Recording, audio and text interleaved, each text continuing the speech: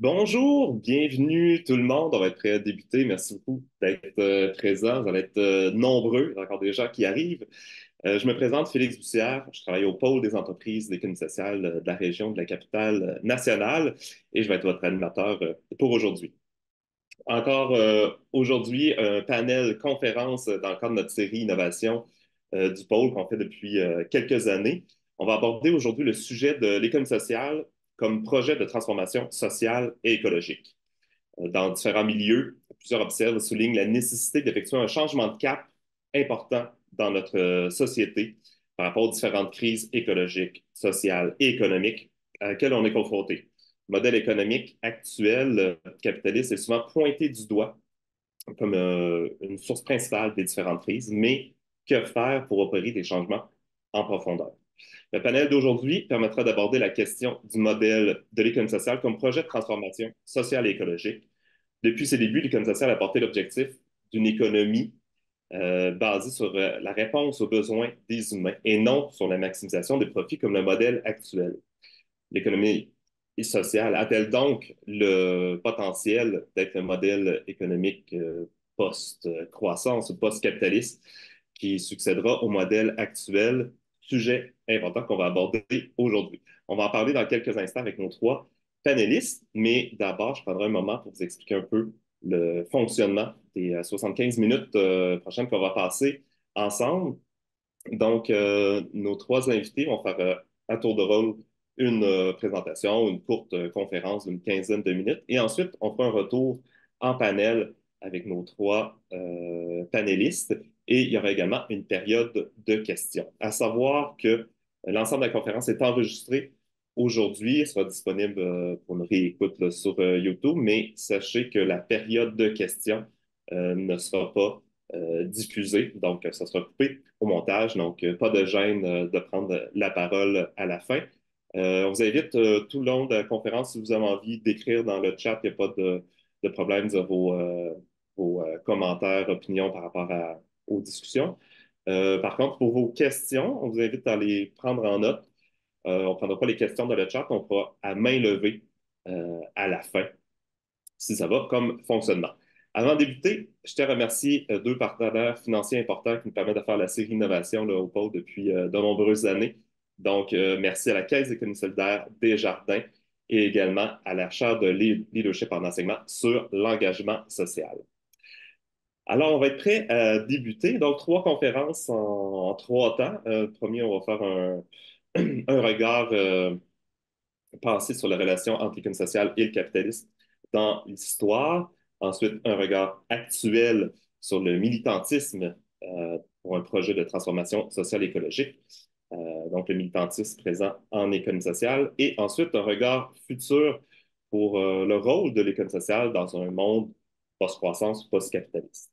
Alors, tout d'abord, je vais inviter Dan Furukawa Marquez va ouvrir son micro. Je vais lui céder la parole dans quelques instants.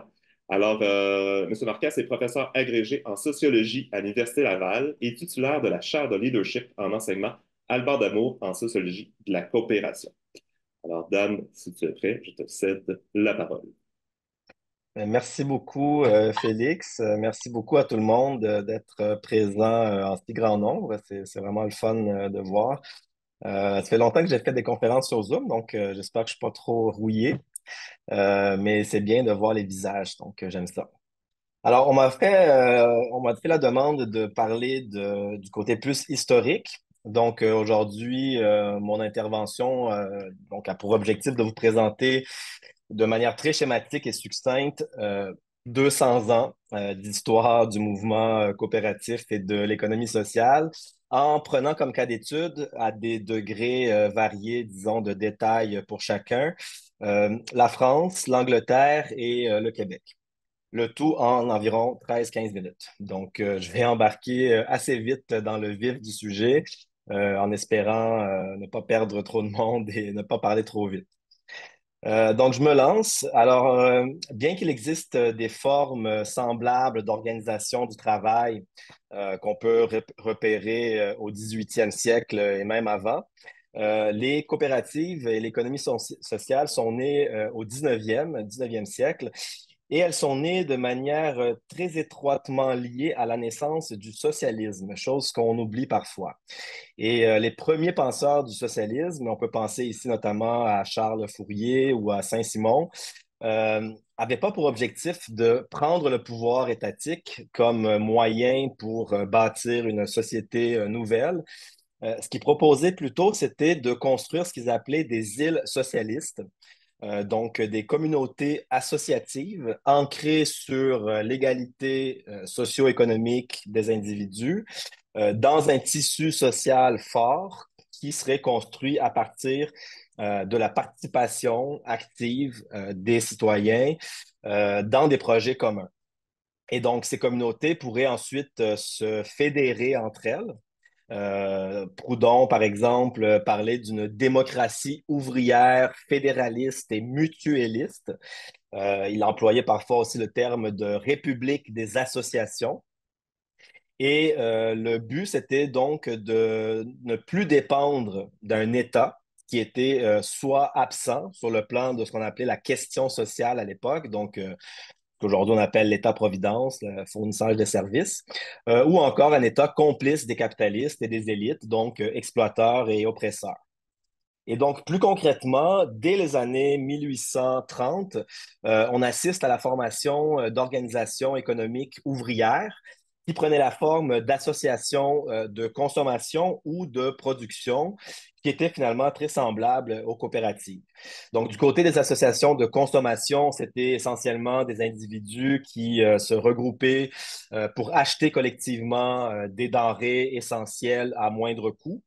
Et puis, du côté des associations de production, ben, c'était une forme d'entreprise collective dont le but était d'améliorer les revenus, hein, les salaires.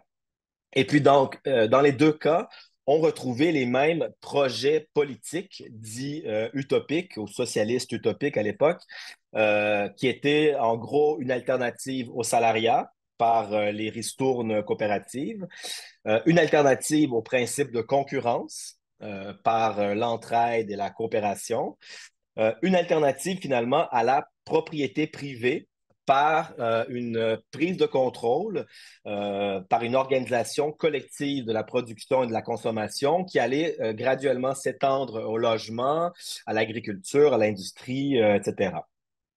Et donc, tout ça était regroupé sous le nom de l'associationnisme, le mouvement associationniste, qui va aboutir à la révolution de 1848, qui est un peu considéré l'apogée, si on veut, de cette rencontre entre le mouvement ouvrier, le socialisme dit utopique, entre guillemets, et le républicanisme, hein. Et donc, ils se rencontraient autour donc, de ce principe politique qui était celui de l'association, qui défendait l'idée d'une réorganisation générale de la société, hein, donc une alternative au capitalisme. On y retrouvait une sensibilité, disons, libertaire, donc un monde sans maître, pour prendre les termes de Bakounine un peu plus tard, et puis une croyance forte en la République, mais entendue comme autogouvernement.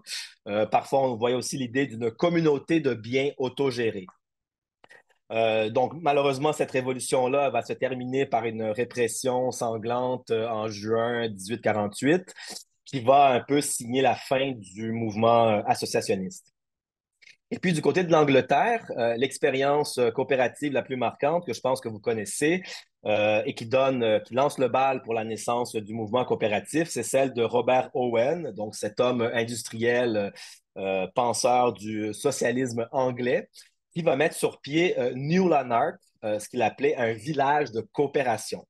Et donc, à New Lanark, tous étaient considérés égaux, même l'égalité juridique entre hommes et femmes, ce qui était une avant-garde à l'époque. Le travail était coopératif, les loisirs se prenaient ensemble, l'éducation, les soins étaient fournis gratuitement, les travailleurs logeaient sur place, et puis les enfants, dès l'âge de 3 ans, étaient élevés en commun. Le tout, évidemment, sous la dépendance et la supervision du patron bienveillant que se considérait être Owen. Mais néanmoins, Nulanark a joui d'une renommée mondiale qui a permis à Owen d'avoir quand même une influence assez importante sur la politique anglaise dans les années 1820-1830. Et donc, cette expérience en Angleterre a fait en sorte que pendant la première moitié du 19e siècle anglais, le terme socialisme était presque exclusivement associé à la pensée de Robert Owen. On dit même que le manifeste du Parti communiste, là, signé par Marx et Engels, le terme communiste vient du fait qu'il ne voulait pas mettre socialisme parce que c'était déjà occupé par Owen.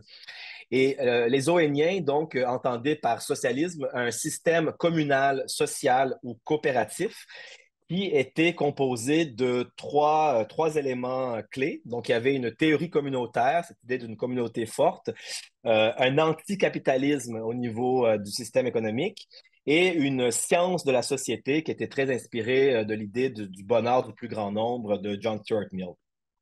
Et donc, en 1844, la date que vous connaissez peut-être, celle de la fondation des pionniers des Society of Equitable Pioneers of Rockdale, ben, c'était très influencé, très inspiré du socialisme owenien et marque donc la fondation de la première coopérative dite moderne. Et puis depuis Rockdale, ben, on sait que les sociétés coopératives se multiplient et les ouvriers ils voyaient à l'époque un moyen vraiment de lutter contre l'exploitation du système économique. La deuxième moitié du 19e siècle, par contre, autant en France qu'en Angleterre, va être plutôt une période de dégonflement politique du mouvement ouvrier associationniste. Donc, en France, on va voir, par exemple, Napoléon qui va tolérer davantage les associations, qui était finalement une forme de contrer les ardeurs socialistes de l'époque. En Angleterre, le mouvement ouvrier va faire des gains importants en termes de conditions de travail, de salaire. C'est aussi la période qu'on dit de l'invention de la ménagère, si vous lisez Federici. C'est aussi pendant cette période que le mouvement ouvrier se débat entre les proudhoniens et les marxistes. C'est les derniers, les marxistes, qui vont l'emporter et qui vont finalement orienter le mouvement davantage vers la prise du pouvoir de l'État pour supprimer les antagonismes de classe. Et ensuite, on a aussi, pendant la même période, une série de reconnaissances juridiques pour les associations, donc des lois qui sont passées, qui viennent répondre un peu graduellement aux demandes sociales de ces associations-là. Et donc, ces événements et transformations sociales vont marquer ce que Daniel de Moustier va appeler le passage de l'associationnisme à la coopération. Et donc, l'association qui était plutôt reliée à cette idée d'une soumission partielle, du moins de l'individu au groupe, on va substituer l'idée de coopération qui va valoriser davantage la liberté individuelle, le choix, le contrat, donc une perspective plus libérale. Et ensuite, au tournant du 20e siècle, les entreprises associatives vont se développer dans leur secteur respectif plutôt que dans un seul mouvement. Donc, les coops de production vont avoir de la difficulté à se donner une orientation commune. On va avoir des coops qui vont associer ouvriers et patrons, des coops socialistes pour marquer une distance avec les autres, coop chrétiennes, coop patronales même. Et puis, du côté de la consommation, il y a des coops de consommation, mais elles sont plutôt divisées, dispersées localement et en concurrence contre les grands magasins qui apparaissent aussi à l'époque. Donc, et puis pendant ce temps-là, le mouvement ouvrier va se mobiliser davantage contre des questions, par exemple, de l'insécurité sociale, le coût de la vie élevé. Et donc, pour faire une histoire très courte du 20e siècle coopératiste dans ces pays, ben, le mouvement coopératif va s'intégrer dans ce qu'on appelle désormais l'économie sociale. Et donc, l'économie sociale va devenir ce qu'on appelle aussi un tiers secteur de l'économie capitaliste, qui va occuper cette niche spécifique de l'économie dans laquelle ni l'État ni le marché ne veulent s'immiscer parce qu'il y a soit par manque de volonté politique du côté de l'État ou par absence de profit potentiel à faire. Et donc, c'est dans ce contexte, et même avant ça, que Rosa Luxembourg, dès la fin du 19e siècle, 1898, euh, va déjà, dans son bouquin, qui va devenir célèbre dans le milieu, mettre en garde contre le phénomène de la dégénérescence coopérative. Donc, cette idée que le fait que, bien que les ouvriers détiennent la propriété collective de leur entreprise dans les coopératives, il y a cette obligation de devoir jouer selon les règles capitalistes du marché et de la concurrence, et ça a pour effet de faire abandonner le projet politique de la part des coopératives. Et puis les coopératives vont donc finir par adopter des pratiques managériales qui sont issues de l'entreprise privée, ce que les penseurs ont appelé l'isomorphisme institutionnel. Et donc, effectivement, ce que les études vont constater, c'est que, en termes d'orientation politique, l'économie sociale a davantage misé sur l'organisation interne, les défis de gestion, plutôt que sur le projet politique. Et donc, c'est les ambitions initiales de dépassement du capitalisme vont sortir de l'agenda du mouvement jusqu'aux années 60. Et donc, pendant la période des années 60-80, là, on observe un phénomène de repolitisation, si on veut, ou re-radicalisation de l'économie sociale, notamment à travers les crises économiques, qui vont avoir un effet de galvaniser le mouvement, qui est un mouvement un peu naissant, qui est celui de l'autogestion. Et donc, au Québec, par exemple, dans une toute autre vision politique que celle des grandes coopératives, là, comme Desjardins, la Coop fédérée, AgroPure, c'est une période où plusieurs militants, inspirés par des expérimentations françaises de mai 68, par exemple, vont se lancer dans des projets autogérés d'entreprises. Tricophile est sûrement le plus grand symbole de cette époque, mais aussi dans des services, le Café Campus qui existe encore, qui est une coop, les cliniques communautaires, les coopératives alimentaires, les groupes de femmes, les théâtres populaires, et aussi en habitation, donc les coops d'habitation, des squats, des communes. C'est aussi à cette époque que la revue Possible, qui existe encore, fondée en 74 par les professeurs Gabriel Gagnon et Marcel Rioux, vont offrir une tribune à ces expériences autogérées et organise même les sommets de l'autogestion, qui avaient plus de 500 personnes qui participaient. Et dans les inspirations théoriques, là, on voit justement cette repolitisation à travers des références comme Castoriadis sur la question de l'autonomie, Alain Touraine sur la question mouvement social, ou encore André Gorce sur l'organisation du travail, l'émancipation. Donc, il y a vraiment quelque chose comme un mouvement autogestionnaire qui prend place au Québec dans les années 60-80, qui rassemblait des principes politiques qui tentaient de combiner l'anticapitalisme, le syndicalisme, les dimensions populaires, contre-culturelles, nationalistes évidemment, et féministes. Dernière remarque, dans les années 80-90, en France et en Amérique latine, par exemple, c'est là aussi qu'on voit un ravivement de cette dimension politique à travers la notion d'économie solidaire. Et donc, qui va intégrer des valeurs féministes, écologistes, altermondialistes aussi, héritées des mouvements sociaux de l'époque. Donc, l'économie solidaire va essayer de réitérer le projet initial fondamental d'une démocratisation de l'économie en ancrant cette démarche dans l'espace citoyen. Donc, revenir aux mouvements sociaux. Plus tard, un peu dans les années 2000, on va avoir une convergence donc de cette mouvance économie solidaire avec l'économie sociale. Ça va donner ce qu'on connaît aujourd'hui comme économie sociale et solidaire, l'ESS. Et aussi une plus grande institutionnalisation, fruit de certaines victoires de ces époques-là, mais qui vient avec des défis supplémentaires. Et donc, encore aujourd'hui, l'ESS demeure assez ambigu par rapport à ses ambitions concernant le capitalisme. Et malgré des avancées importantes, notamment en termes de politique publique, on constate quand même que les résultats en termes de transformation structurelle, socio-économique, politique que l'ESS a pu apporter laissent encore à désirer. Et donc, on cherche toujours des manières de faire système. Donc, pour conclure, je n'ai pas regardé mon temps, mais je pense que je ne suis pas trop pire. Bien que l'économie sociale connaît un essor assez considérable au 21e siècle, selon plusieurs travaux, il lui manque encore un projet politique véritablement transformateur.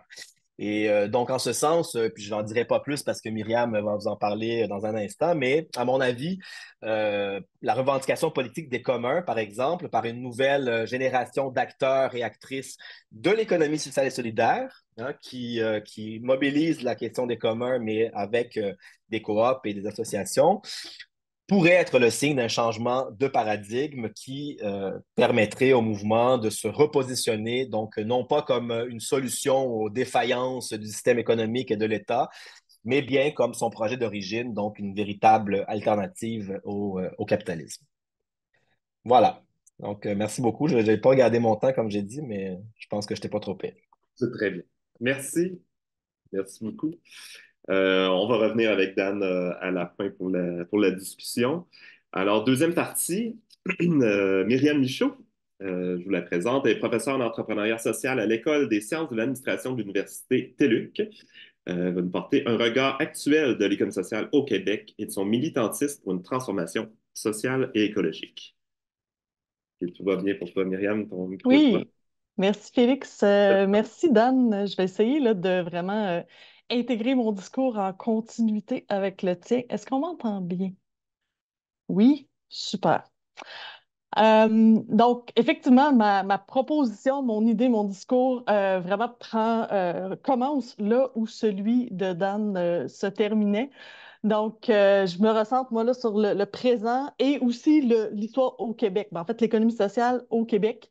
Et je tiens aussi à spécifier que mes propos n'engagent que moi. Je pars du constat, en fait, que Dan a esquissé tout à l'heure, là, d'une certaine professionnalisation, managérialisation, puis on peut même dire une cooptation capitaliste d'au moins une partie, en tout cas, du mouvement de l'économie sociale. On passe d'un mouvement qui se définissait là, par un projet politique qui était fort de démocratisation de l'économie, de justice, d'équité sociale, à un modèle très entrepreneurial, d'entreprises gentilles, qui se définissent par leur mission sociale, mais qui ont intégré de plus en plus des normes qui sont managériales. Ce qu'on désigne là, dans le jargon universitaire, comme Dan vous le disait, par l'idée de l'isomorphisme institutionnel, le phénomène selon lequel les entreprises de l'économie sociale ont tendance presque irrémédiablement à adopter la logique, les normes, les pratiques des entreprises capitalistes à mesure bon, qu'elles deviennent de plus en plus grandes, qu'elles croissent, qu'elles vieillissent, ce qui les fait s'éloigner de leurs pratiques démocratiques et du projet politique qui les définissait au départ. Autant dans le départ, je pense autant au mouvement historique que à la naissance de ces entreprises-là. Donc, j'ai développé mon propos en 4 points principaux et puis le dernier va être un peu justement là, des pistes de réflexion pour l'avenir, mais je vous avertis tout de suite, mon discours est assez critique. À la fois, je suis la grande fan de l'économie sociale, mais ben, comme plusieurs d'entre vous, j'imagine, je me questionne là, sur les stratégies qui sont mises en œuvre actuellement, puis notre capacité à faire système, comme Dan le disait. Donc, mon premier point, c'est celui des liens qu'on peut tisser entre l'économie sociale et les mouvements sociaux pour la transition socio-écologique. Bon, d'une part, il est assez évident que certaines entreprises d'économie sociale sont nées de mouvements sociaux. Puis là, je nomme un seul exemple, c'est celui de l'organisation Utile qui est très présente dans les médias actuellement et qui fait du logement étudiant. On sait que c'est une entreprise qui est carrément née du mouvement étudiant de 2012, de la grève étudiante, dans une volonté de redonner un certain pouvoir à des étudiants sur un des enjeux importants pour eux, c'est-à-dire leur manière de se loger.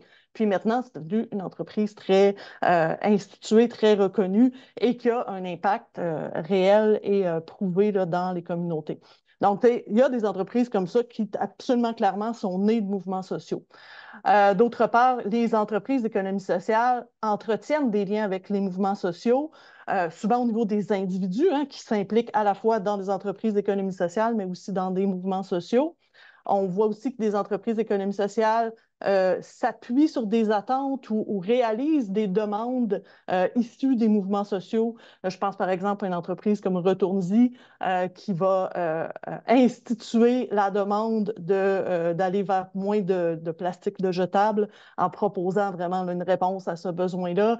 Les bibliothèques d'outils, la coop FA avec l'éducation. Donc, il y a vraiment des problèmes nommés par les mouvements sociaux qui sont pris à bras-le-corps par des entreprises d'économie sociale pour y proposer des réponses. Bon, il y a aussi le TIES qui a proposé une grande réflexion sur les liens entre l'économie sociale et les initiatives de transition socio-écologique qui réaffirme que l'économie sociale a une dimension politique parce qu'elle implique une attitude de mobilisation et de citoyenneté active qui peut remettre en question les structures responsables des injustices socio-environnementales, cultiver un esprit d'engagement de la part des citoyens. ces réflexions-là insistent beaucoup sur et mettent beaucoup d'espoir, en fait, sur la gouvernance démocratique dans les entreprises d'économie sociale. Mais ce qu'on peut constater, à l'inverse, c'est qu'on voit souvent que la gouvernance dans les entreprises d'économie sociale peut se réduire à une forme qui est assez minimale, hein. Avoir une assemblée générale annuelle et un CA élu, ce qui peut être assez loin de l'idéal de délibération, d'engagement citoyen qui permet à différents points de vue de s'exprimer, voire de concilier lorsque les points de vue sont divergents ou qui mettent en jeu des intérêts contradictoires. Donc, moi, la crainte que j'ai, en fait, c'est étant donné qu'on met tellement d'espoir puis d'insistance sur la gouvernance démocratique, mais que la manière dont elle se vit en réalité est peut-être pas si radicale que ça, un des points les plus positifs en faveur d'économie sociale en lien avec la transition socio-écologique, en fait, s'en trouve affaibli. Un autre lien entre l'économie sociale et les mouvements sociaux, ben, c'est la question de l'autogestion qui a été amorcée par Dan, qu'on a vu effectivement beaucoup dans les années 60-80 et qui est en train d'effectuer une espèce de retour ces temps-ci, notamment là, par les mouvements, je dirais, parallèles issus en grande partie du privé, mais de gestion horizontale, d'entreprises libérées, d'entreprises opales. Donc, tous ces mouvements-là qui sont en un certain sens, une espèce de retour de la logique d'autogestion, donner plus de pouvoir aux travailleurs dans l'organisation, euh, et qui offre du côté positif un nouveau vocabulaire, des idées de pratiques concrètes pour incarner l'autogestion dans la société aujourd'hui, mais qui, du point de vue négatif, peuvent aussi être considérées comme une manière qu'a le capitalisme de récupérer aussi cette pratique-là de l'autogestion pour la ramener de manière plus édulcorée dans la gestion des entreprises, puisque dans la plupart des cas, le pouvoir, en définitive, appartient encore au patron. Donc, il y a comme quelque chose de radical dans l'autogestion qui se perd ou qui s'est perdu là, avec cette nouvelle manière de voir. Là. Donc, c'est ce qui clôt mon point 1 des liens entre l'économie sociale et les mouvements sociaux. Bon, je vois ces liens-là, j'en vois plusieurs qui sont positifs, mais je constate aussi que l'économie sociale, les entreprises d'économie sociale demeurent relativement timides dans leur stratégie en faveur de la transition. Et là, je développe davantage quelque chose qui aussi a été abordé par Dan, c'est-à-dire cette espèce d'idée de la stratégie du troisième pilier, du tiers secteur, qui a servi, je pense, beaucoup le discours d'économie sociale à nous rendre publics, à nous rendre acceptables aux yeux de différents publics. Donc, c'est un discours qui a été porté notamment beaucoup par Jean-Martin Hossan au moment où il était directeur du chantier d'économie sociale. On est la troisième barre du banc. L'économie sociale, on ne veut pas prendre trop de place, on ne veut pas prendre plus de place, on ne veut pas prendre la place du privé, on ne veut pas prendre la place du public, on veut juste la place qui nous revient. L'idée, c'est ça, d'un troisième secteur qui prend en charge tout ce qui ne sera pas pris en charge par l'État ni intéressant pour le privé. Donc, ça a permis en fait de se faire une place, mais je pense que c'est un discours qui nous a beaucoup servi, mais qui aujourd'hui peut-être commence à nous desservir parce qu'on se retrouve justement à se barrer, à se déconnecter d'une manière plus radicale qu'on a déjà eu comme mouvement, qu'on pourrait avoir encore, de s'inscrire en faux contre les dérives du capitalisme et contre les risques, en fait, de cooptation du capitalisme. Donc, c'est comme si cette stratégie-là, ce discours-là, avait tellement marqué les esprits en même temps, puis est en train de nous définir comme économie sociale, comme cantonné à un certain terrain, alors qu'on pourrait être beaucoup plus ambitieux, je pense, dans notre vision de proposition d'une véritable alternative. Une autre manière de nommer cette stratégie-là, c'en est une que d'ailleurs j'aime beaucoup, la stratégie des interstices qui provient du penseur Eric Olin Wright, qui lui propose que, en fait, on réussit actuellement à créer toute une série de ce qu'on appelle des utopies réelles. Donc, des véritables petites bulles d'utopie à l'intérieur du système capitaliste dans lesquelles des initiatives concrètes qui fonctionnent réussissent à fonctionner de manière alternative, de manière parallèle au système. Donc, on crée des cracks dans le système capitaliste en espérant les alerter, en espérant que ces cracks-là finissent par se rejoindre et faire craquer le système. Puis cette idée-là est porteuse d'espoir, surtout quand on se rappelle que le système capitaliste lui-même est issu de la création de certaines interstices comme celle-là à l'intérieur du système qui le précédait, c'est-à-dire le système féodal. Mais cependant, ce système-là s'est installé à force d'interstices sur une période de 4 siècles. Et il se trouve qu'on ne dispose pas de 4 siècles, enfin, si on croit à l'urgence climatique et à l'urgence de la transition socio-écologique. Donc, la stratégie des interstices, elle est pour moi inspirante et porteuse d'espoir, mais mon sentiment d'urgence s'accorde assez mal avec cette idée-là.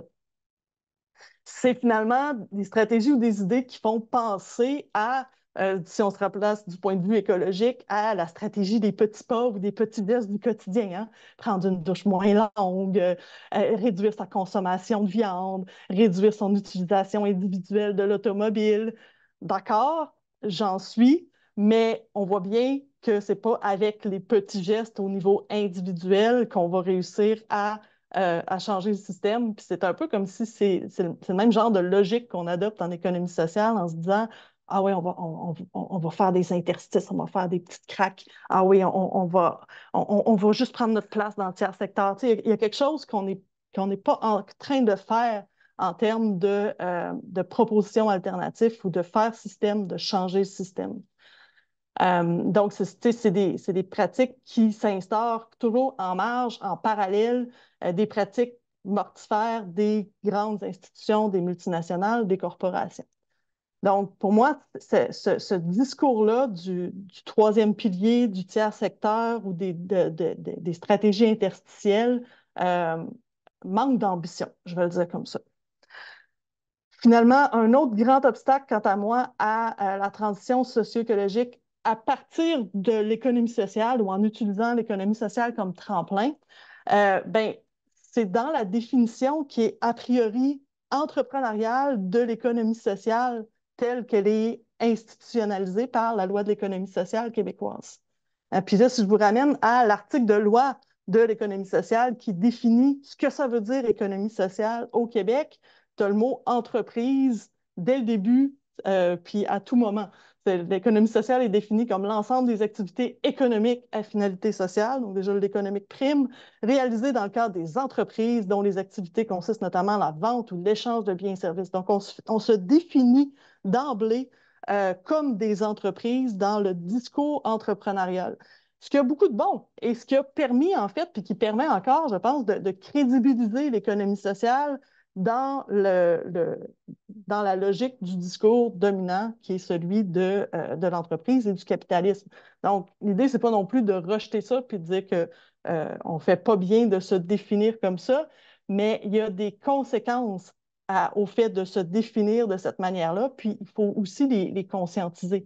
Donc, tu sais, je pense que la loi sur l'économie sociale a apporté beaucoup de bien, ne serait-ce qu'en proposant une définition commune qui est institutionnalisée. Évidemment, l'engagement de l'État à supporter, dans certains secteurs, sous certaines orientations, un support aux entreprises, aux projets, aux initiatives d'économie sociale, aux grandes fédérations aussi qui institutionnalisent le mouvement. Mais ça a aussi pour désavantage de cantonner l'économie sociale à une espèce de sous-catégorie d'entreprise. Et cette manière-là de se définir légitimise une approche de plus en plus managériale qui est axée bon, sur les principes de réussite économique, la mise de l'avant d'indicateurs financiers, un vocabulaire gestionnaire. Donc, on adopte cette manière-là de penser qui nous éloigne en fait de la perspective plus révolutionnaire qui était la naissance du mouvement, là, comme Dan l'a bien expliqué. La logique entrepreneuriale, elle induit aussi une pression à la croissance parce qu'on est dans une logique de concurrence assumée qui est une espèce de principe fondamental de l'entrepreneuriat. Et la croissance, c'est c'est souvent une solution à beaucoup d'enjeux que vivent les entreprises d'économie sociale, mais c'est aussi, puis je vous apprends rien, quelque chose qui est en contradiction avec l'ancrage territorial qui constitue une des forces d'économie sociale, puis un des liens qu'elle a de très fort avec les initiatives de transition écologique.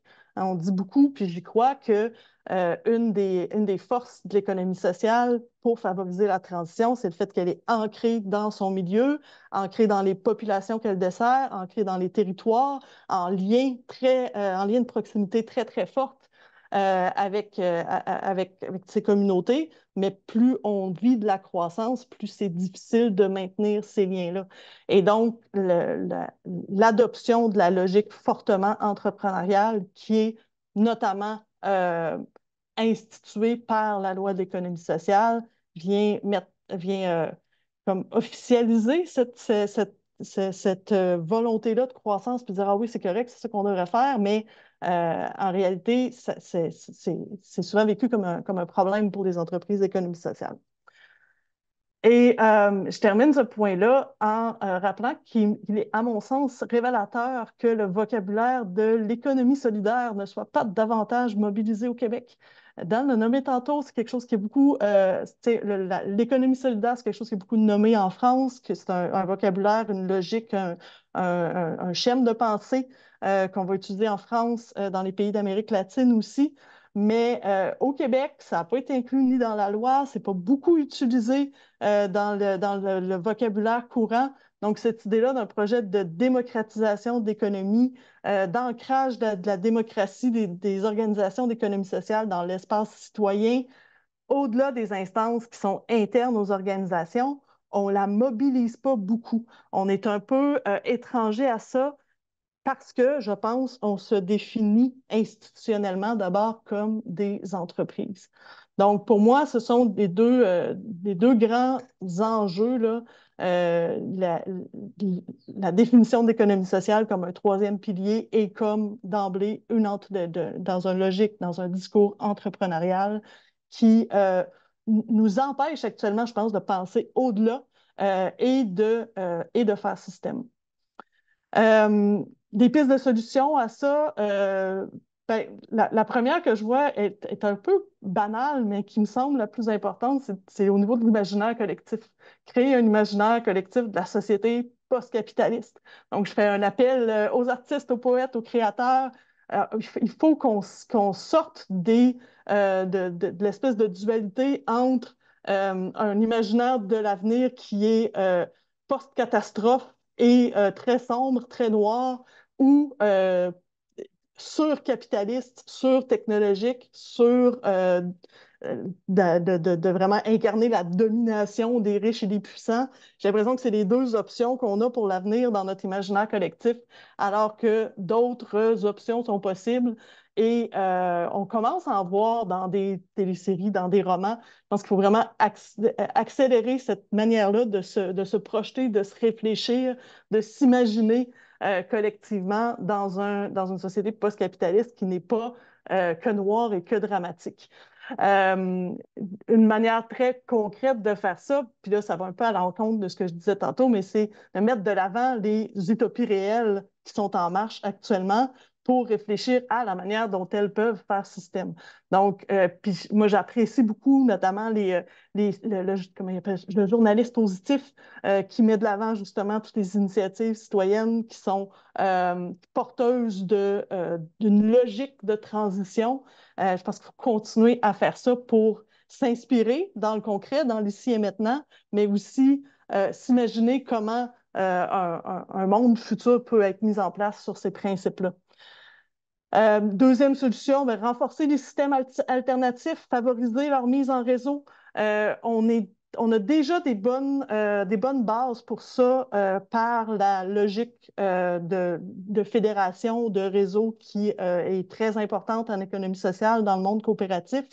mais je pense qu'il faut renforcer davantage certaines de ces initiatives-là qui sont source de résilience dans les systèmes. Puis je pense par exemple aux monnaies alternatives qui peuvent vraiment être une belle source de résilience justement dans un moment de crise économique. Comment est-ce que les réseaux, les systèmes en économie sociale peuvent s'appuyer sur certaines initiatives comme celle-là pour créer en fait des poches de, de lieux qui seront des alternatives à un moment où, quand le système capitaliste, en fait, va nous laisser tomber à différents égards. Autre source d'espoir, travailler à redémocratiser l'économie sociale et ce, à tous les niveaux. Je parlais tantôt de mon ambiguïté quant à la gouvernance démocratique dans l'économie sociale. Puis je sais par ailleurs que plein d'organisations travaillent très fort à redémocratiser autant leur organisation que le milieu dans lequel elles sont. Puis je pense qu'il faut faire encore davantage d'efforts dans ce sens-là.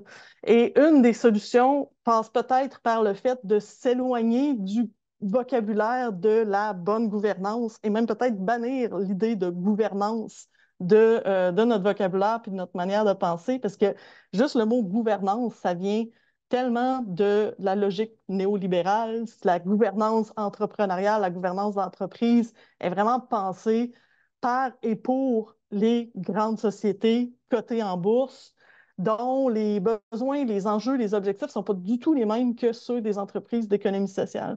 Donc, encore une fois, je pense que s'approprier le vocabulaire de la gouvernance, la logique de la gouvernance, les pratiques de bonne gouvernance, ça a été une bonne stratégie pour faire valoir une certaine légitimité d'économie sociale dans un milieu spécifique. Mais on se retrouve maintenant un peu pris avec ces outils-là, ces pratiques-là qui ne sont vraiment pas appropriées pour nous. Donc, il y a une réinvention à faire de la démocratie dans les organisations d'économie sociale. Et si l'ancrage territorial de la démocratie sont une des forces d'économie sociale pour faciliter la transition socio-écologique, ben, il faut les renforcer, pas les édulcorer pour les rendre plus efficaces. J'en suis où dans mon temps, Félix? Très bien. Oui, t'es arrivé au bout de ton temps. Je suis arrivée au bout de mon temps. OK. Ben, très rapidement, l'autre idée que je voyais, ben, c'est celle que Dan a amorcée aussi, celle de se rapprocher davantage de l'univers des communs. Puis je pense qu'il y a beaucoup à faire là-dedans. Puis c'est quelque chose qui est peut-être encore un peu mystérieux pour l'économie sociale, mais on peut travailler davantage avec eux. Et finalement, réfléchir davantage l'entrepreneuriat en relation avec la décroissance, c'est aussi un espèce de mot bien épeurant pour aussi l'économie sociale, entre autres, je pense, parce qu'on s'est tellement situé dans le vocabulaire puis dans la logique entrepreneuriale pour laquelle décroissance, ça fait peur. Mais il y a quelque chose à apprivoiser davantage de notre part pour se pour penser l'alternative. Je pense que ça passe très bien la POC à Luc qui va faire des propositions concrètes en ce sens. Merci beaucoup, Myriam, de la présentation et on se reparle en groupe après avec les questions du public. Euh, je vous présente M. Luc Audebras pour la dernière présentation. Et professeur titulaire en économie sociale et solidaire à l'Université Laval et titulaire de la chaire de leadership en enseignement sur l'engagement social. Et il va avoir un regard futur sur le rôle de l'économie sociale dans un monde post-croissance ou post-capitaliste. Alors, Luc, ton micro est toujours bien ouvert? Oui, Parfait, je te cède la parole. merci beaucoup. Bonjour tout le monde à cette présentation sur l'entreprise à l'ère de la post-croissance. Commençons dès maintenant par une caricature. Cette caricature où on peut lire, bon, il faut sauver la planète sans contrarier le système qui la détruit. Quelqu'un a une idée. Alors, quel est le système qui détruit la planète? En fait, il porte un nom, ça s'appelle le capitalisme. Qu'est-ce que le capitalisme? En quelques mots, c'est un régime économique et social caractérisé par la propriété privée des moyens de production, la primauté des détenteurs de capitaux, la concurrence entre les entreprises, l'initiative individuelle et la recherche de profit. Cela s'accompagne de l'exploitation du travail, la dépossession par la privatisation, l'extraction et l'épuisement des ressources naturelles. Plusieurs personnes, évidemment, sont conscientes des limites du capitalisme, de ses effets néfastes sur la santé humaine, sur l'environnement, etc. Il faut donc changer de paradigme, ce qui veut dire, ce qui implique quoi? Un, ne plus idolâtrer la propriété privée des moyens de production. Deux, s'attaquer à la primauté des détenteurs de capitaux. Trois, réduire la concurrence entre les entreprises. Quatre, diminuer l'accent sur la réussite individuelle. Et cinq, se libérer de la recherche du profit. Cela implique de tendre vers ce qu'on appelle une société post-croissance, qui implique de passer par une phase qui s'appelle la décroissance. Qu'est-ce que la décroissance? La décroissance, si je prends la définition de Timothée Paric, c'est la réduction de la production et de la consommation pour alléger l'empreinte écologique, planifiée démocratiquement dans un esprit de justice sociale et dans le souci du bien-être du plus grand nombre. Yves-Marie Abraham, notre collègue d'HEC Montréal, résume cette définition en trois concepts clés, trois idées forces, trois dimensions essentielles à la décroissance. Produire et consommer moins, partager plus et décider ensemble. Vous avez les références ici. Dans les grandes conversations sur la post-croissance et la décroissance, on s'attarde encore trop souvent sur les choix individuels, par exemple, adopter la simplicité volontaire, baisser le chauffage, le fameux acheter, c'est voter. Et on s'attarde aussi à ceux du gouvernement, donc remplacer le PIB par les indicateurs de bien-être. Selon moi, le principal problème, c'est qu'on ne parle pas assez des choix que doivent assumer les entreprises dans une perspective de décroissance et de post-croissance. Pourtant, il existe des millions d'entreprises dans le monde et elles doivent faire partie de la conversation afin de faire partie de la solution. Elles doivent, elles aussi, changer radicalement, tout comme les individus et les gouvernements. Certains me diront que les entreprises sont déjà interpellées et qu'elles fournissent des efforts soutenus, voire suffisants. On parle de responsabilité sociale des entreprises, on parle d'ESG, on entend parler des B Corp et autres sociétés à mission. Une chose est certaine, les entreprises font grand cas de ces efforts et les communiquent amplement sur diverses plateformes. Mais soyons honnêtes, on est entre nous, soyons honnêtes, ce que nous demandons aux entreprises et les efforts qu'elles fournissent ne sont clairement pas suffisants. Plus précisément, ce n'est certainement pas à la hauteur des défis auxquels nous sommes confrontés. On peut dire qu'il y a un véritable décalage et que celui-ci ne fait que s'accentuer. De plus, ce sont très souvent des changements superficiels qui ne modifient pas fondamentalement la raison d'être des entreprises. Soyons clairs, si on veut atteindre une économie de la post-croissance, qui est au bas de cette montagne russe, qui donnera une chance à l'humanité de survivre sur cette planète, il faut dès maintenant imaginer ce que devront être les entreprises post-croissance, si entreprise il y a. La post-croissance ne va pas advenir magicalement, miraculeusement, si les entreprises qui forment l'économie ne changent pas radicalement. On ne peut pas penser une économie de la post-croissance sans déterminer les caractéristiques et les objectifs d'une entreprise post-croissance. Je crois qu'on peut dès maintenant définir trois objectifs que doivent atteindre les entreprises qui veulent être légitimes dans un monde post-croissance. Et pour ça, je ne fais que m'inspirer des trois dimensions présentées par Yves-Marie Abraham.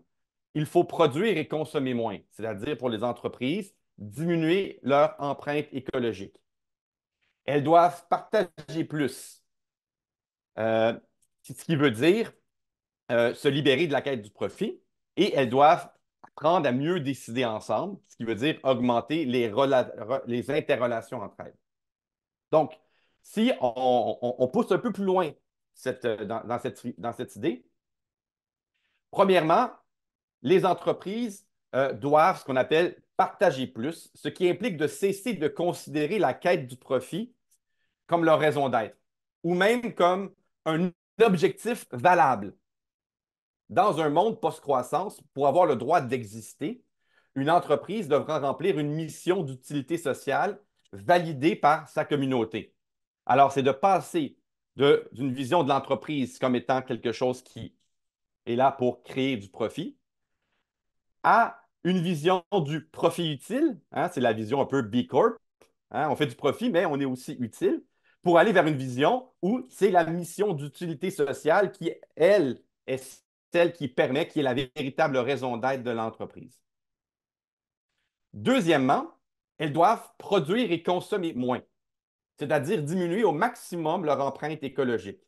Elles doivent viser ce qu'on appelle une soutenabilité forte. Dans un monde post-croissance, pour avoir le droit d'exister, une entreprise devra participer activement à la régénération de l'environnement.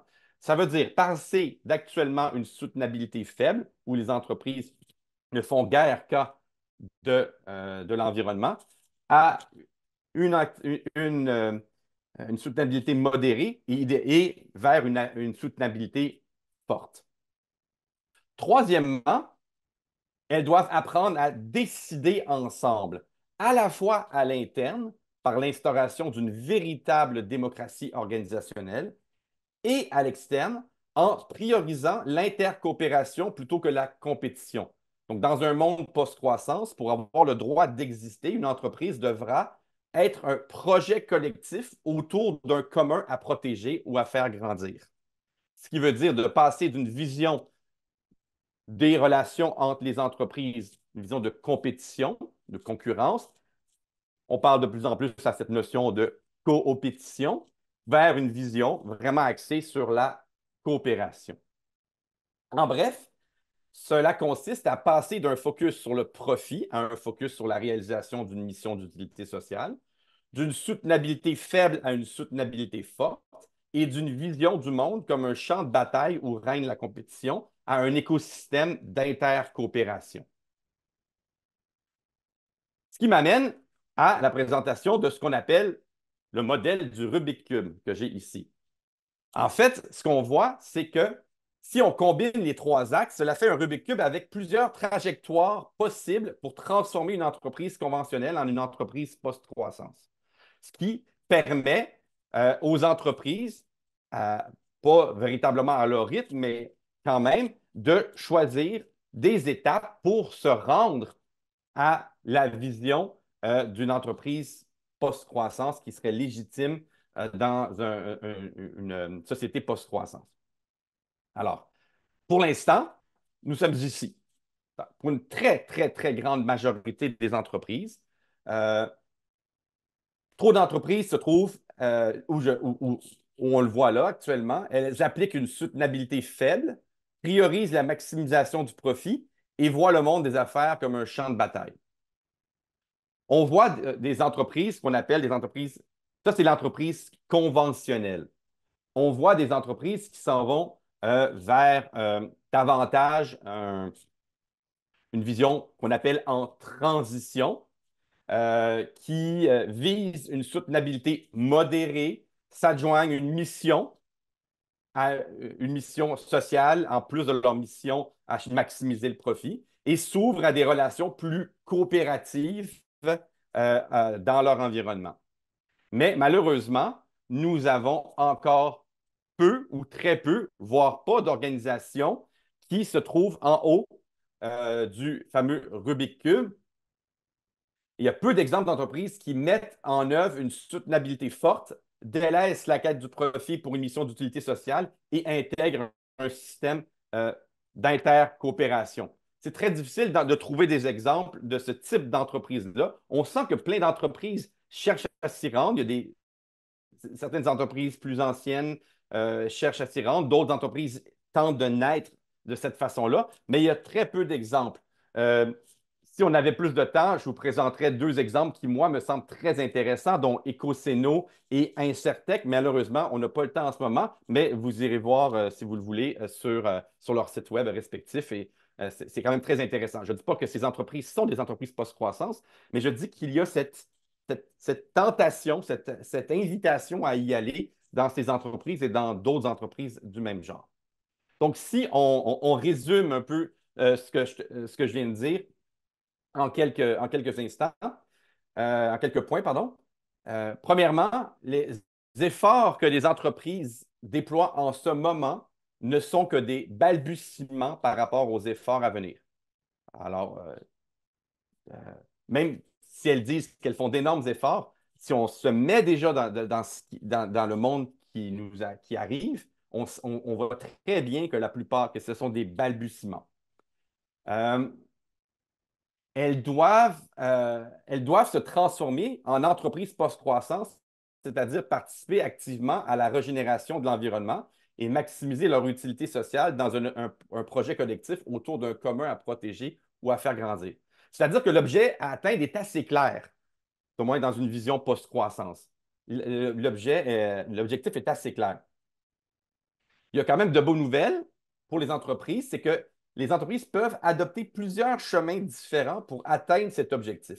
Il existe plusieurs chemins de la transition, de la transformation, et ainsi de suite. Cela dit, quel que soit le chemin et la durée du trajet, il ne faut pas perdre de temps et des décisions importantes doivent être prises dès maintenant dans les entreprises. Par exemple, transformer les entreprises capitalistes en entreprises en but lucratif. Ça peut être un exemple. 5, les entreprises doivent comprendre que leur légitimité dans un monde post-croissance et de plus en plus dans le monde actuel va dépendre de leurs actions et pas uniquement de leur intention. Et là, la question qu'on peut se poser, c'est que faire maintenant?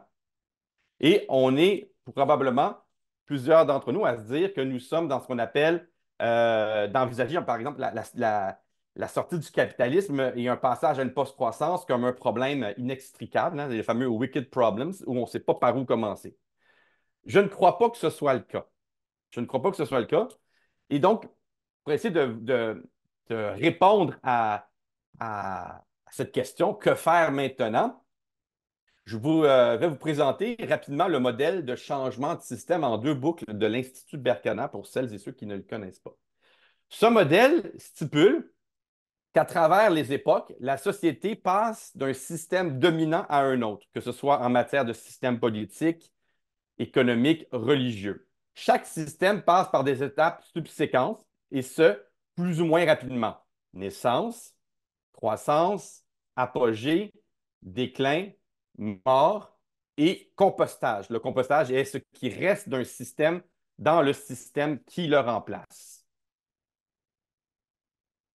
Ce modèle, ce que montre ce modèle à deux boucles, c'est que le remplacement d'un système par un autre commence avant la mort d'un système dominant. On peut représenter le système émergent par une boucle inversée.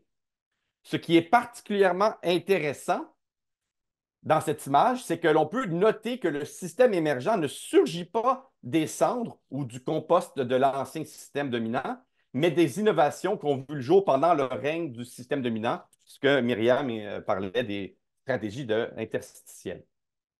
Ces innovations apparaissent en marge du système dominant, dans ces interstices, souvent en réaction à celui-ci. Elles sont là bien avant la mort du système dominant. Que faire pour impulser ces innovations afin qu'elles se coalisent pour former un système émergent qui pourrait remplacer le système dominant? La première tâche, selon ce modèle, est de nommer. La première tâche consiste à nommer ces innovations, c'est-à-dire de les faire sortir de l'ombre dans laquelle le système dominant les confine. C'est aussi distinguer les innovations qui visent à renverser le système dominant des modifications qui visent à allonger sa durée de vie. Donc, de distinguer, par exemple, la fiducie d'utilité sociale du B Corp. L'une vise à renverser le système dominant, l'autre vise simplement à le faire perdurer en rajoutant une mission à la maximisation du profit. Première étape, c'est nommer, être capable de les nommer. Ça, je crois qu'on le fait bien. Deuxième étape, deuxième tâche à faire, c'est se connecter. C'est connecter les innovations entre elles, à faire en sorte qu'elles puissent s'emboîter les unes aux autres pour former un tout cohérent. Cela passe autant par la participation à des événements communs que par l'implantation d'associations formelles. C'est ce que Myriam appelait le renforcer les réseaux, bien les connecter. Troisièmement, il faut les nourrir. La troisième tâche consiste à nourrir ces innovations réunies dans un système émergent. Cela implique de lui fournir des ressources financières, mais aussi humaines, techniques, communicationnelles, etc. Ce système en devenir doit montrer qu'il peut vivre par lui-même. Quatrième tâche consiste à éclairer le système émergent ou certaines innovations qui en font partie. Il faut composer des récits collectifs accompagnés d'images beaucoup plus puissantes qui vont inciter les personnes qui hésitent à se joindre au mouvement de la transition. Tout à l'heure, Myriam parlait de l'appel aux artistes. On est exactement là. Faire appel aux artistes, faire appel à l'utopie plutôt que la dystopie dans les séries télévisées. Donc, et finalement, il faut favoriser la transition. Cette dernière tâche est particulièrement importante parce qu'une grande partie de la population n'est pas nécessairement prête à changer de système, même si elle voit ses limites. Elle ne le connaît pas, elle en a peur, elle est à l'aise avec les acquis actuels.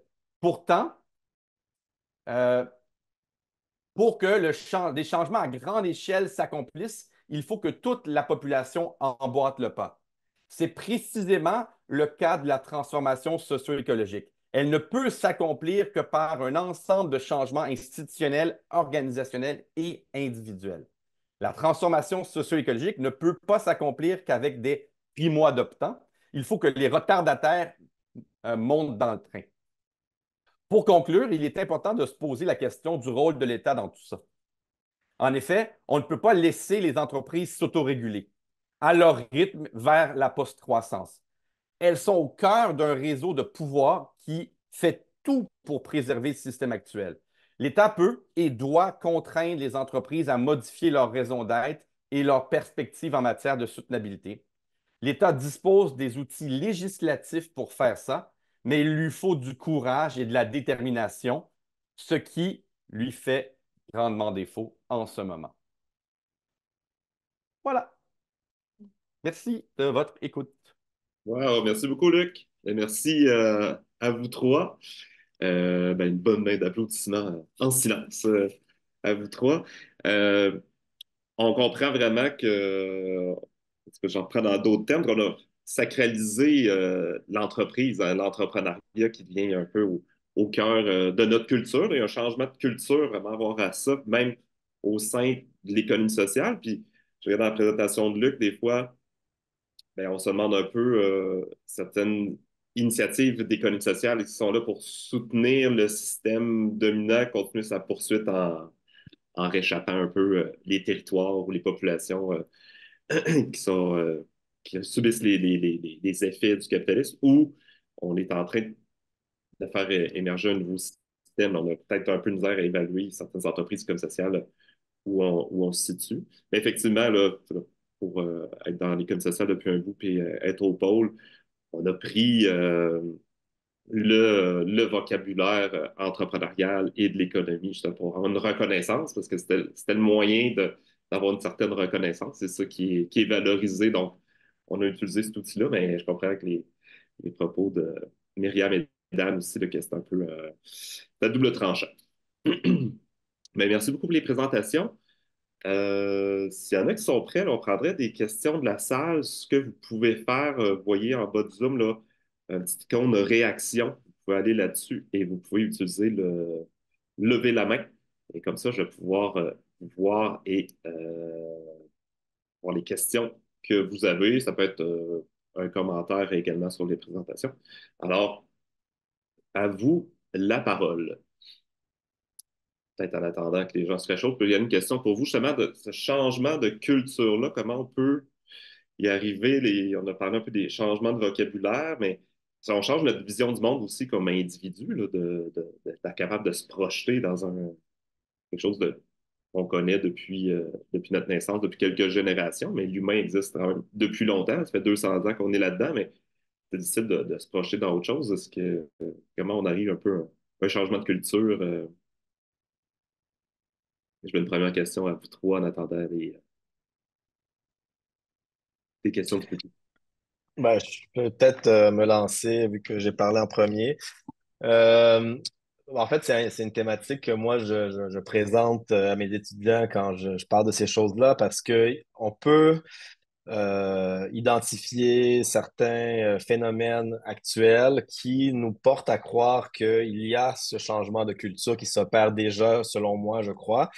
Donc, j'ai pas d'études quantitatives, longitudinales pour le démontrer, mais il y a quand même plusieurs bouquins qui sont sortis dernièrement qui pointent dans cette direction-là. Puis, on connaît, bon, donc je vais me lancer un peu en vrac, mais on est dans une situation de crise multiple. Tout le monde le sait, on le constate depuis longtemps. Et ces crises multiples-là, elles se manifestent de plusieurs façons. Donc, la crise écologique est évidemment la première, la plus évidente. Euh, Si on regarde des études qui peuvent paraître un peu loufoques, mais que quand on s'y prend, ont beaucoup de choses à nous apporter sur la collapsologie ou l'effondrement, les théories de l'effondrement ou de la collapsologie. Ben, finalement, c'est simplement de la documentation sur à quel point on va frapper un mur environnemental dans vraiment pas très long. Et donc, l'idée ici, c'est pas de nous mettre au désespoir et puis de nous dire la civilisation va se terminer dans quelques années. C'est au contraire de dire, ben, parce que nous avons la connaissance actuellement de savoir pertinemment que la civilisation telle qu'on la connaît, hein, le monde tel qu'on le connaît, va frapper un mur très bientôt, nous avons aussi la responsabilité de prévoir cet effondrement-là et de savoir comment le remplacer, quoi mettre à la place des choses qui vont nous arriver. Et donc, c'est pas la question, c'est pas de se mettre la tête dans le sable. Au contraire, c'est de savoir, parce qu'on sait que ça s'en vient, ben, qu'est-ce qu'on fait pour se préparer à ça et qu'est-ce qu'on fait pour préparer le après. Et donc, il y a plusieurs choses qui vont se passer. Donc, je pense que ça, c'est la première idée que je pense qui percole de plus en plus, c'est de savoir que le GIEC vient de le démontrer encore dernièrement. Là, le 1,5, c'est passé depuis longtemps. On est dans un scénario de 2,5 degrés d'augmentation. Donc, ça, c'est le premier point. Ensuite, si on regarde des choses peut-être moins visibles, moi, j'aime beaucoup parler de la crise du sens du travail. Euh, L'anthropologue David Graeber, décédé il y a quelques années, avait publié un bouquin qui avait fait un peu beaucoup de bruit, qui s'appelait Bullshit Jobs. Donc, le terme Bullshit Jobs ne vient pas de lui, ça vient de ses enquêtes qu'il a fait par des milliers de personnes en Europe. Euh, Ils disaient que leur job était une bullshit job, c'est-à-dire qu'elle ne contribuait à absolument rien dans la société. On pouvait l'éliminer du jour au lendemain et ça ne changerait absolument rien au monde. Et donc, c'est des gens qui sont pertinemment conscients que leur job ne fait absolument rien pour la planète et se sentent de plus en plus mal à l'aise, se sentent de plus en plus comme quelqu'un qui passe à côté des choses importantes. Et donc, cette remise en question du sens du travail, de comment ce que je fais, et là, on parle évidemment d'une classe aisée, classe moyenne professionnelle, mais justement des gens qui ont des conditions de travail qui sont bonnes, qui ont des bons salaires et qui remettent en question quand même leur emploi, leur position dans la société, pourquoi ils le font, etc. Donc, je pense que ça, c'est quelque chose on n'entend pas beaucoup parler. Il faut que ce soit des gens comme nous qui s'intéressent à ces questions-là pour voir que ce mouvement-là existe et il est de fond. Hein, mais des gens qui, donc, abdiquent volontairement d'un plus gros salaire et de meilleures conditions de travail pour aller vers des emplois qui font du sens, hein, socialement. Euh, et le dernier point que je mettrais ici, c'est la multiplication de les crises économiques, la polarisation sociale et la question des crises multiples fait en sorte que les gens se tournent vers des solutions qui auparavant pouvaient paraître très radicales, très marginales, etc. Myriam a parlé d'autogestion, j'en ai parlé un peu aussi. Aujourd'hui, encore une fois, quand on s'intéresse à ces questions-là, on voit qu'il y a un très grand regain d'intérêt pour ces questions-là qui ont toujours été très, très à la marge, décrédibilisées dans l'opinion publique, etc. Alors qu'aujourd'hui, ça nous paraît comme ça tombe dans le sang. Et je pense que de plus en plus, on voit cette multiplication d'initiatives citoyennes, d'initiatives collectives, de transformation socio-écologique un peu partout dans le monde, soit pour des raisons de sortie de crise, soit pour des raisons de remise en sens du travail. Mais je pense que ce mouvement de fond, il est là. C'est juste qu'on ne le voit pas dans les médias, on ne le voit pas dans l'opinion publique, dans les débats, etc. Mais quand on s'y intéresse et on commence à regarder, ben, c'est présent. Donc, je pense qu'il y a quelque chose à se réjouir de ça. Après, une fois qu'on a dit ça, ben, c'est toutes nos trois interventions vont dans ce sens-là. Qu'est-ce qu'on fait concrètement? Comment on met ces choses, cette vision-là en place, cette volonté politique-là en place? Super, merci. Ben oui, on voit avec la question de l'emploi aussi un rapport à l'argent aussi qui peut remettre en question, quitter des bons emplois vers un emploi qui va être plus utile, plus ancré, ça va mettre des remises en question. Luc, j'ai vu que tu avais la main levée des fois. Veux-tu rebondir là-dessus? Après, on ira aux questions du public. Très, très rapidement, je n'ai pas nommé dans ma présentation, vous l'avez remarqué, je n'ai pas nommé l'économie sociale. Parce que c'est à dessein que je l'ai fait, pas parce que l'économie sociale n'est pas, n'est pas pertinente, mais l'économie sociale doit elle aussi répondre aux trois injonctions que j'ai mentionnées. Par contre, il existe, comme le disait Dan, plein de projets qui émergent en ce moment, qui prennent de plus en plus de place. On parle des fiducies d'utilité sociale, les obligations communautaires, on parle de coopératives de solidarité. Myriam parlait de bibliothèque ou d'outils, on parle de commun. Tous ces mots sont de plus en plus nommés, ils sont de moins en moins dans l'ombre et donc c'est quand même un bon départ pour démarrer ce changement-là. Je voulais juste dire ça. Et tous ces outils sont liés à l'économie sociale. Et donc, l'économie sociale a clairement un rôle à jouer. Peut-être juste un petit dernier exemple, j'ai oublié de dire, mais quand la revue Les Affaires publie en première page un dossier, la décroissance, euh, je pense qu'on peut dire qu'il y a des choses qui changent là, quand même, en termes d'imaginaire collectif.